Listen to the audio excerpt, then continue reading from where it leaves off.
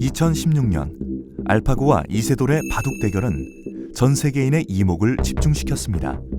인간이 우세할 것이라 믿었던 바둑에서 이세돌의 패배는 엄청난 충격이었죠.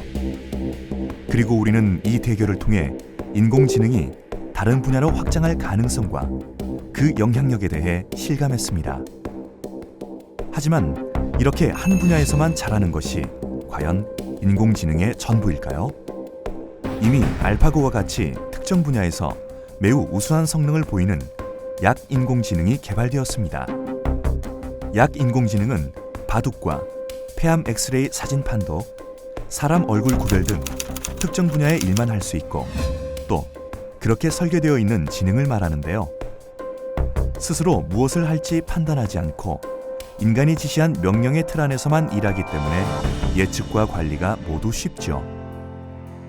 그런데 앞으로는 인간이 할 수 있는 그 어떤 지적 업무도 성공적으로 해낼 수 있는 인공지능이 등장할 겁니다. 우리는 이를 강인공지능 또는 인공일반지능이라 부릅니다.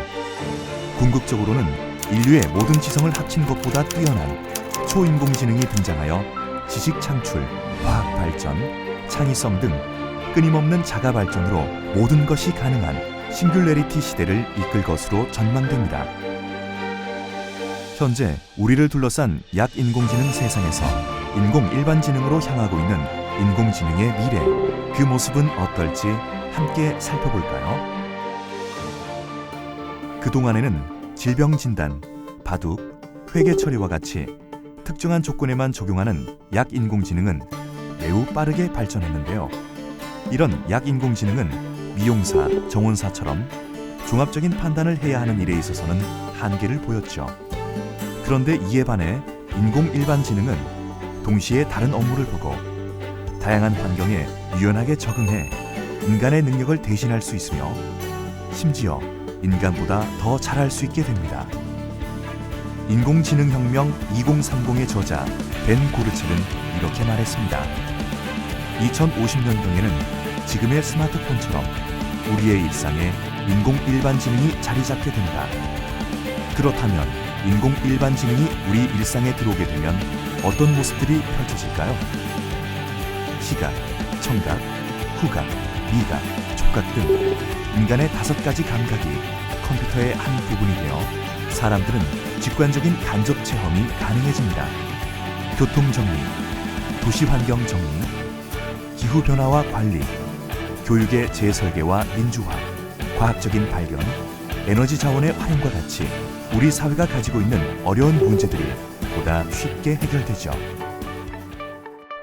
유전자 등 모든 보건 데이터를 이용해 환자 맞춤형 임상시험이나 로봇 외과 의사 운영, 방사선 자료 해독, 유전자 배열 분석 등 의료 활동이 획기적으로 달라집니다. 머신, 비전, 센서, 사물 인터넷과 같은 인간 주변의 모든 것들을 이용해 인지 능력까지 갖추고 네트워크를 통합해 인간과 상호작용을 하며 모든 시스템들을 더욱 스마트하게 변화시킬 텐데요.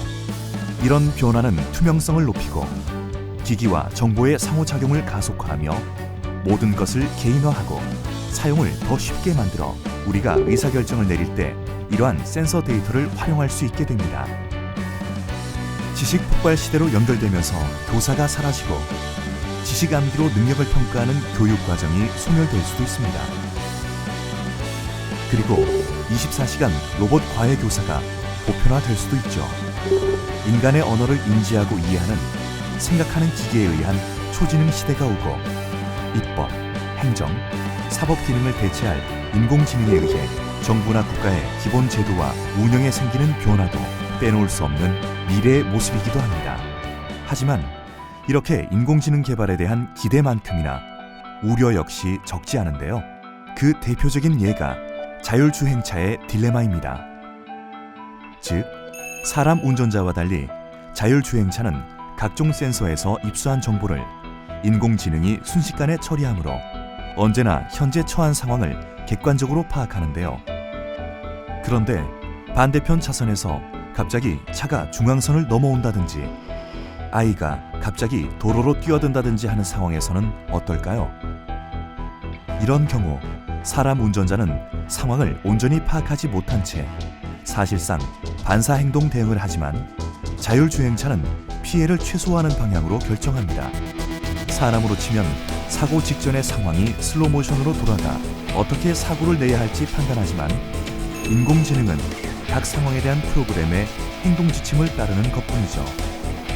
이러한 인공지능에 대한 우려는 영국의 우주물리학자인 스티븐 호킹 박사가 처음으로 표명했고, 테슬라 자동차의 CEO인 일론 머스크도 인공지능은 인류에게 핵무기보다 더 큰 위협이 될 수 있으므로 인류를 구하는 이론 방향으로 발전시키는 기술만 개발하라며 인공지능 연구 기금을 내기도 했습니다. 인공 일반지능으로의 발전, 어쩌면 인간다운 인공지능으로의 변화를 의미하는 것은 아닐까 생각해 보게 되는데요. 그렇다면 인공 일반지능을 인류의 동반자로 개발할 때 인류에게 호의적인 미래를 기대할 수 있겠죠. 그러기 위해선 인공 일반지능이 인간의 좋은 점, 윤리성과 도덕성, 그리고 타인에 대한 공감 능력을 학습하는 것을 우선으로 할 수 있어야 하지 않을까요? 그리고 그런 발전과 함께 인간으로서 우리가 지켜나가야 할 것은 무엇이고, 인공 일반지능에게 도태되지 않기 위해서 어떤 노력을 할 것인지에 대한 고민 역시 필요합니다.